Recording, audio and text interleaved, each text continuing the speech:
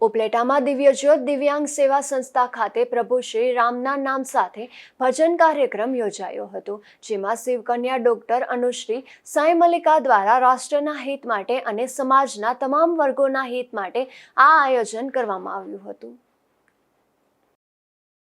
હું શિવકન્યા ડોક્ટર અનુશ્રી સાંઈ મલ્લિકા જૂનાગઢથી આજે ઉપલેટામાં દિવ્યાંગ બાળકોની મુલાકાત લીધી. સાંઈ બાબાજીની કૃપાથી અને હું બધાએ દિલથી પ્રાર્થના કરી અને શ્રદ્ધાંજલિ અર્પિત કરી. સૌ જેને બી પોતાનો અમૂલ્ય જીવ ગુમાવ્યો છે અને જે બી પીડિત છે એને બાબાજી જલ્દીથી સાજા કરી દે અને સૌને અમન, ચેન, શાંતિ જોડે જીવન જીવવાનો એક સંદેશો આપે.